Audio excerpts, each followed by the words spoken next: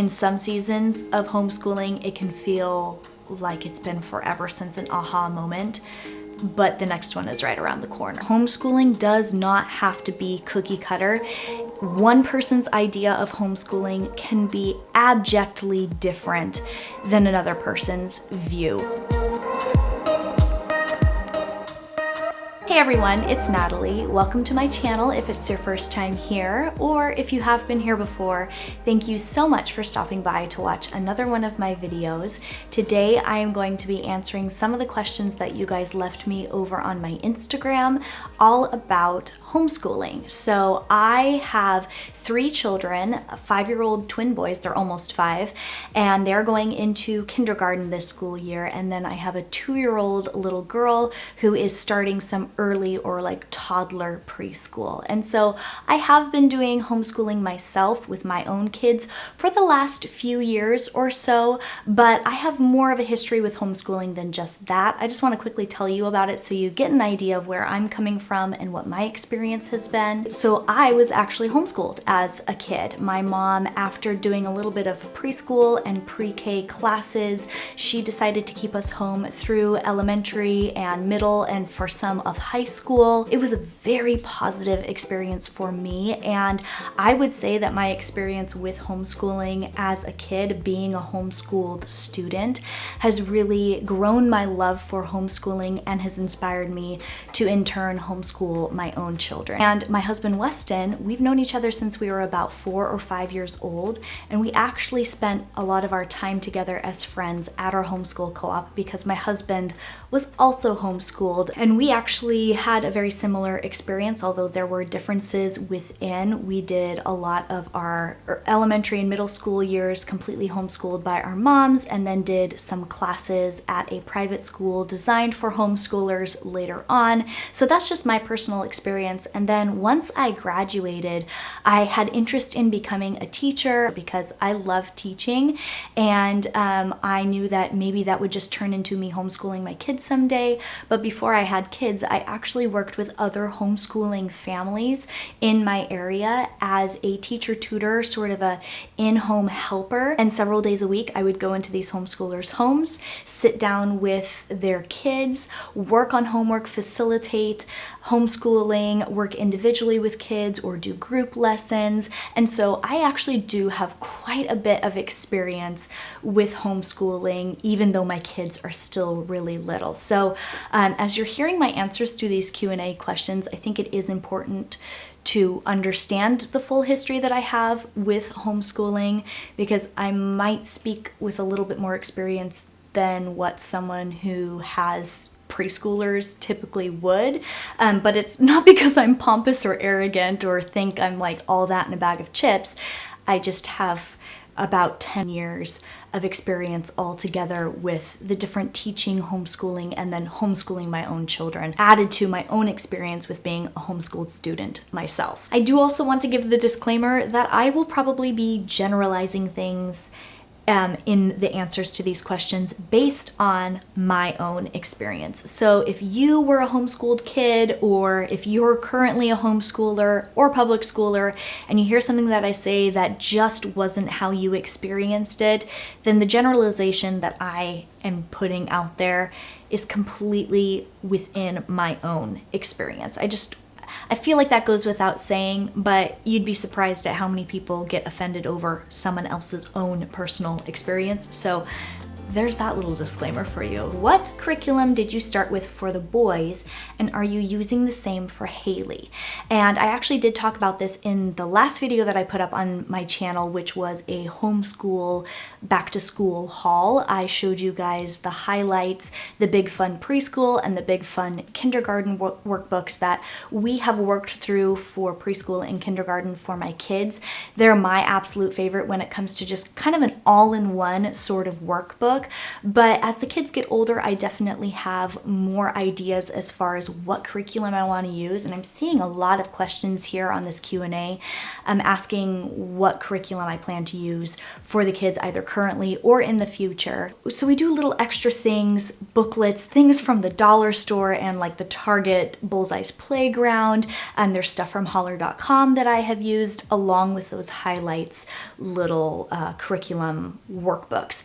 But moving on from the preschool and kindergarten grades, as we look into like elementary school, I definitely want my kids to transition into a curriculum that I actually used when I was younger. So some of you may have heard of this, especially if you're a Christian. It's the curriculum called Accelerated Christian Education, or ACE. It was such a wonderful experience to go through the curriculum when I was younger. I did all of their like core subjects, math, English, social studies, and science. And they have a full scope and sequence for grades K through 12. And so they offer a very well-rounded education. I know that if I mention anything about materials, I'm going to get people who disagree with choices that I'm making. So I do want to just give the disclaimer that any materials, resources, workbooks, curriculum, books that we're reading, whatever it is, I am of the mindset that you eat the meat and spit out the bones. So if there's anything in those resources, anything in that material that we are studying that I don't personally agree with, that I think may be an outdated concept, that may be a little bit more conservative or maybe a little bit more liberal according to what we believe or think or what our worldview is, I have the full ability to take my children through that curriculum and supplement with other things and explain more about what we believe versus what we're reading about, just like we would with a secular curriculum or another one that we are bringing into our routine as we teach our children at home. So there's like 12 booklets a year to finish during the school year. Some homeschoolers school all year long. Some people do it for the traditional like 9 or 10 months. That's normal for like the public school system. Whatever you choose to do, it's easy to pace yourself, and that's actually what they call these booklets. They're called paces, and there's 12 per subject per year. It depends on the grade, but they're between 25 and 50 pages depending on the level that you're at or whatever. And older kids are expected to do a little bit more work, and younger kids, they take into account that they may not have the longest attention span. So it's a really great curriculum that I absolutely loved. I love the way you can score it very easily and track grades and track progress. But in addition to that, growing up, I also studied from Abeka, Bob Jones University, the good old encyclopedia from my mom's book stand.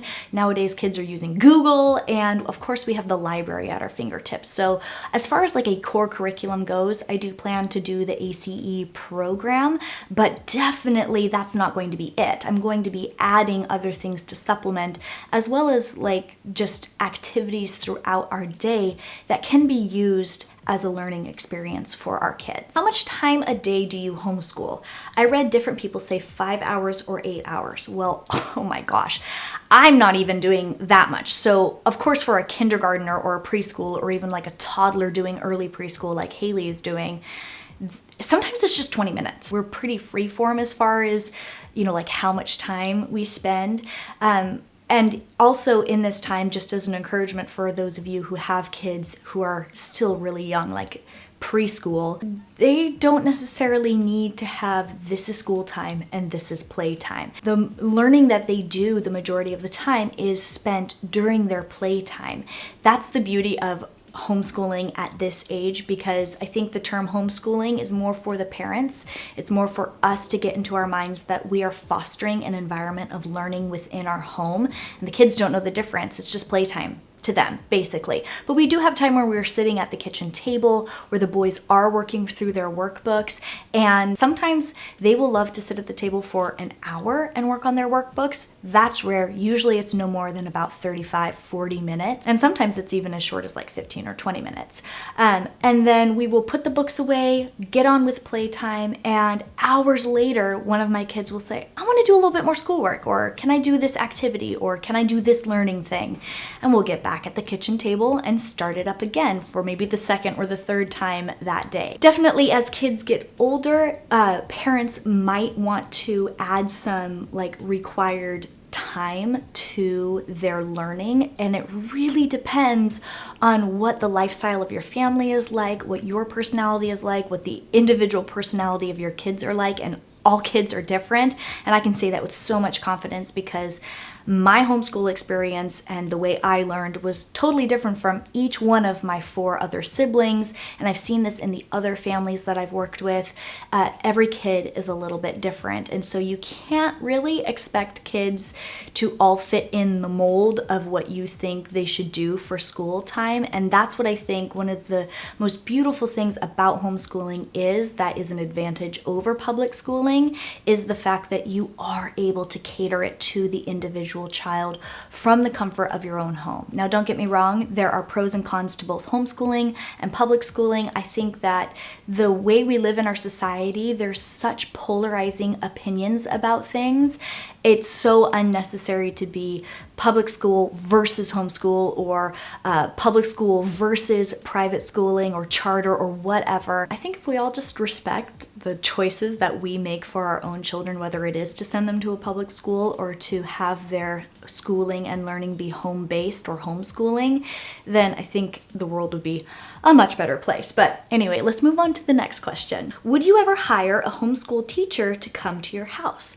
I think I absolutely would. If there is a particular subject that maybe one of my kids is struggling in, or I as their teacher am struggling to instruct them in, like I couldn't teach them French, so maybe I would hire a teacher to come in and teach them a foreign language. I hope this isn't the case, but if down the road one of my kids exhibits symptoms of like a learning disability or something, I actually know people who come into your home to work with, like in a therapy sort of way, to work with your kid and to use it in the realm of your homeschooling. So I would absolutely hire and help, especially if I had more children. I think that it can be helpful to have someone like me, like how I was in my early 20s, how I would come in and stand side by side with the mother, and we would teach together and we would help kids and we would rotate and kids would come to us and we would just work as a team. I am all for that. Again, homeschooling does not have to be cookie cutter. One person's idea of homeschooling can be abjectly different than another person's view. There are so many methods, so many ideals, so many different approaches to homeschooling, and it gets really frustrating for me. I'm just going to be really honest with you guys. It gets really frustrating for me when people from a certain method or group or school of thought dog on people who feel differently, who do things in a different way, and somehow accuse them of like not being true purist homeschoolers. I think that's just a bunch of baloney, and I get that sometimes because like right now, my boys are enrolled in a pre-K kindergarten class that they do for like 3 to 4 hours a week. It's just 2 days a week in the morning time. It's not a full-fledged kindergarten, but even if it was, they could also come home, do school at home, and we can still call ourselves homeschoolers. People have been like, you're not homeschooling if you send your kids elsewhere for a little class here and there. And you can think what you like, and we all have our own opinions about that, but I would encourage you, if you're getting that sort of flack from other people for not necessarily fitting into the mold that other people have put out there as a standard for you to follow, don't worry about it. Seriously, do what is best for your family, as long as you're complying with your state standards and you're doing your due diligence to make sure that you are outfitted and equipped and, within the law for wherever you live.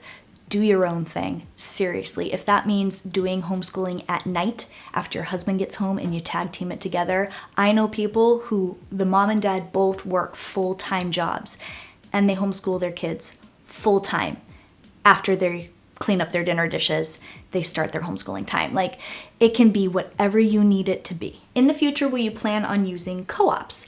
Absolutely. Like I said earlier, I went to a homeschool co-op. It was an extremely positive experience. I went there to learn extracurriculars. So again, I used the Accelerated Christian Education curriculum as my core subjects, but I also took sewing and PE and health classes and Washington State history classes. My mom taught an American history class actually following the American Girl dolls. It was the best class at that co-op. I'm so biased, but it's so true, and I'm not the only one who thinks that. So much fun. It was totally an enrichment sort of program versus a core subject sort of program. So I know some co-ops have core subjects where one of the moms from the group that's co-oping together will teach the math for all the students, and then the other mom will teach the English and literature and so on. So it just depends when my kids get to co-op age, what the needs are and what the co-ops in the area offer. We might do a little from one and a little from another, but that is definitely just a couple of years down the road, but I'm totally open to the idea. I think it would be wonderful. Do you need qualifications to homeschool? This is one of the biggest questions that I get all of the time, and it really is dependent upon where you live. Now, I'm speaking to US citizens. I know that in other parts of the world, it's actually completely illegal to homeschool your children.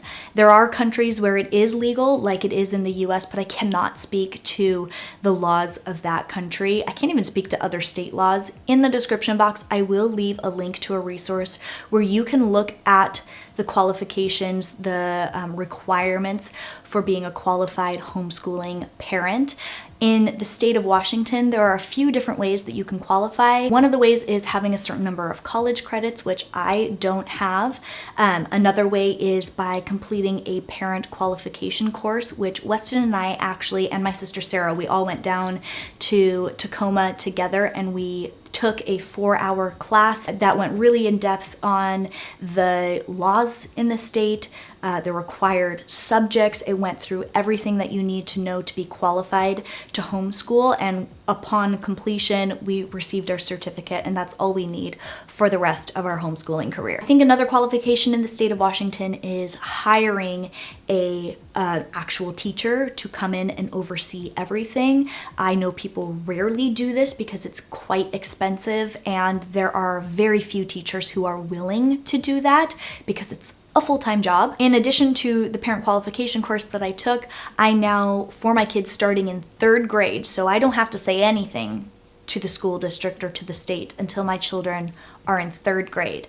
And at that time, I need to submit a letter of intent saying that I am withdrawing them from the school system, or I'm not putting them in the school system, and they will receive their education at home. And then along with that, there's also yearly standardized testing that we're required to do. It's a way to show that you are doing your due diligence. It's a way to show the state that you are complying with their requirements. I absolutely, if you take nothing else from this video, whether you consider yourself an unschooler or you do homeschooling hybrid with public school classes or private school classes, like whatever you are, comply.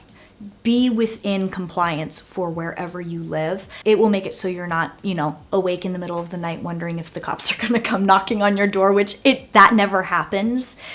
But you will have the peace of mind that you are within the law, doing what you should be doing, and you have the freedom and the peace to conduct your school within your home however you see fit. Are there any public school taught subjects that you won't be teaching your kids? I can't imagine that there's anything as a whole that I won't be teaching my kids. There may be things that don't fit into my beliefs or worldview, but my kids will still be completely made aware of it. And I actually think something that's important as a person of faith is to actually explore other worldviews, other schools of thought, other perspectives, or even things that we completely disagree with. I think it's really important to raise independent thinkers. So I want them, if they do, and it is my hope and my prayer that my children do adopt our faith for themselves someday. But I think a way to solidify our faith is to not shut out the things that we don't believe, but to actually explore them and to learn about what other people believe so that we can either defend what we believe ourselves or have empathy for those who believe something different. So if there is something in public school that is taught that I don't agree with, it's not like I'm just going to cover my kids' eyes and not teach it to them. But then there are other subjects that I would teach in like a completely different way. The way public schools, at least in the US, teach sex ed is totally different than how I would teach it. And not that I wouldn't just like totally tell my kids what's up and tell them about sex and like have a very open and honest discussion with them, but I would approach it in a way that connects sexuality and like the mechanics of everything to the fact that we are spiritual beings and that our bodies are sacred. Now, I know that there are some public school teachers who do take it from a more spiritual and emotional aspect. So I'm not discounting that at all, but as a whole, the way the public school curriculum is constructed, sex education is done in a different method than I would teach. Just like my method of sex ed may be different from yours as a homeschooler. And the next question that I get so much, and what every homeschooler gets, Mrs. Silly Soprano 90 put it really well. What is your response to people who criticize homeschooling for not socializing kids properly? So actually, my friend Angela over on This Gathered Nest, she also has her own channel. She did a video completely dedicated to debunking the most popular homeschool myths. Her video is literally my words coming out of someone else's mouth. It's crazy. And I'm going to link that below for you guys because she also backs up what she says with articles and actual like research and study that has been done. And just the way she presents this is just so how I would. I feel like if I were to talk about this, I would just be repeating her. So thank you for the inspiration on what to say, Angela. She is awesome. She's my favorite homeschooling channel. I think we're going to be collabing next month or so. So go check her out early before our collab. You will not regret it. If you enjoy any of my homeschooling content, you are going to love Angela. She's amazing. The idea of socialization is only ever brought up when we talk about it in the scope of homeschooling. And like Angela said in her video, in reality, what we're being asked when people ask us, well, what about socialization for your homeschooled kids? What they're really asking is, well, what if your kids turn out weird? Or what if your kids don't have any friends or can't make friends because they're homeschooled? I think we confuse socialization with forced association. When you're sitting in a classroom with 30 other kids your exact same age, forced to be quiet because, I mean, teachers are always telling kids to not socialize. They're telling them to focus. That's not socialization. And so the kids sitting with their 3 siblings, talking with them or being forced to associate with them is not getting any less socialization than the kid sitting with 30 other children. But my kids have the opportunity all the time to meet, talk with, get to know, and relate to other people. Not hating on public schoolers, but I do think that my kids actually have a bit of an advantage when it comes to learning how to relate to other people, especially people not their own age, because we do have the freedom with not having them in a classroom 5 days a week, you know, whatever it is, 8 to 3 or whatever it is for public school kids. They have the opportunity to walk into Target with me and talk to the lady behind the desk during the time of the day when kids are normally in school, or they have other teachers at Sunday school. They have family members who live close by. They have friends who I know, like my friends and their kids, we get together for play dates. My kids are always in contact with other people. My kids carry on conversations, no problem. I do think that homeschooling is actually positive in that area when it comes to relating to other humans and learning how to act in a way that is socially acceptable. I don't think it's any different. That is a huge myth about homeschooling, and it's so funny that even after all this time, it's still a myth that goes around. Now, there are people who you will come across who are homeschoolers who are a little odd, who are the quiet kids or the weird kids. But those same kids, those same traits are present in public schoolers as well. So if anyone sees a quiet kid or someone who's just a little bit different or socially awkward and they hear that they're a homeschooler, then that must be the reason why. But if you saw the same behavior in a kid who's public schooled, you would not think to yourself, oh, it's because they're public schooled. There's just a stigma around homeschoolers, but in my experience, my homeschooled versus my public schooled friends, there is a huge difference, especially in the way that they relate and can converse with adults, and I think that's really, really important. It's important to me, maybe not to other people, but those are my thoughts around the whole socialization issue.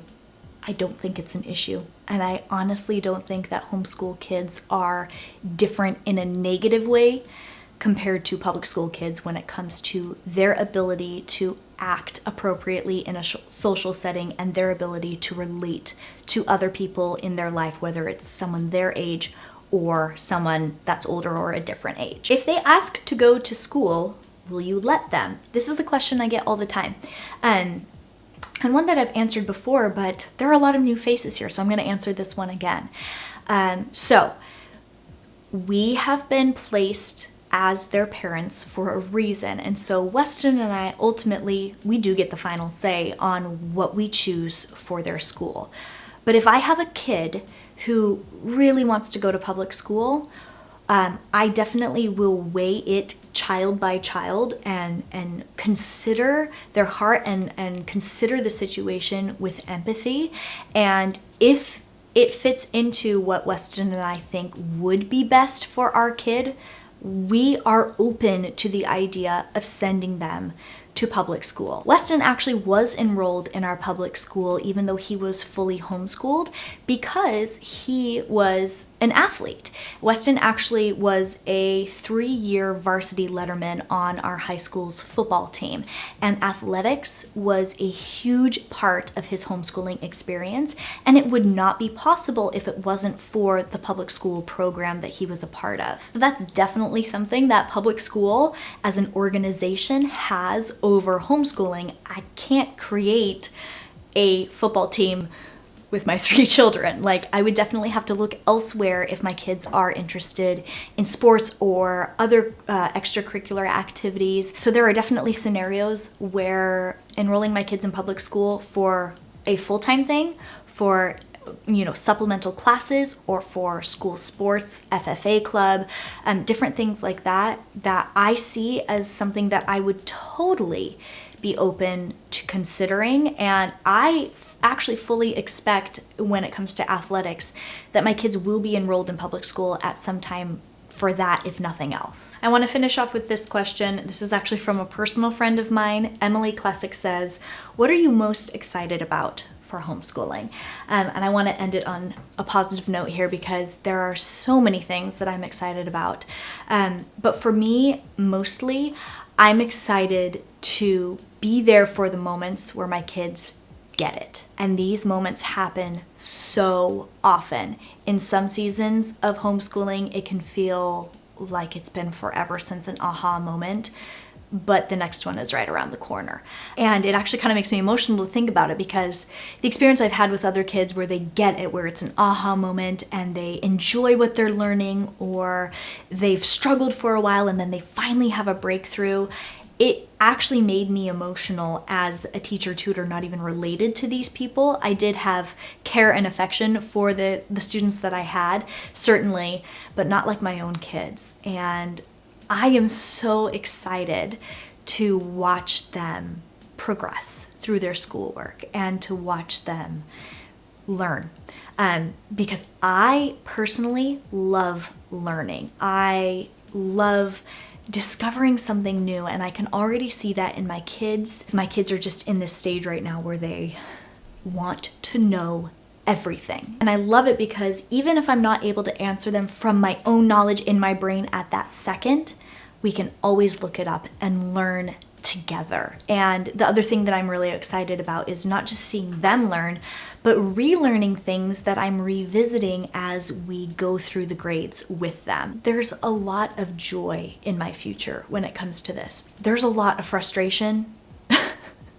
Let me just say, there are going to be days where I'm going to rip my hair out. Literally yesterday, our homeschooling day with the boys was incredibly ridiculous, and it was a tough day, and we had to close up the books, put them back on the shelf, and move on to something different, and cool down and breathe a little bit. And there are going to be so many days like that in my future. But if we didn't have those days, we wouldn't be able to really appreciate the really good days, just like anything in life. So I've made this video very long. I hope you guys enjoyed it, hearing a bit more about my heart toward homeschooling, hearing some answers to your questions. Hopefully I busted a few myths for you guys surrounding homeschooling. Definitely, if you want to hear some other myths debunked, definitely go check out Angela's video. She's amazing. Go tell her Natalie said hi. And if you are new here and you haven't subscribed yet, I would love it so much if you would hit that red subscribe button. And if you are subscribed, turn on that bell button so that you get a notification every time I post a new video. I actually have a bonus video going up this week, another highly requested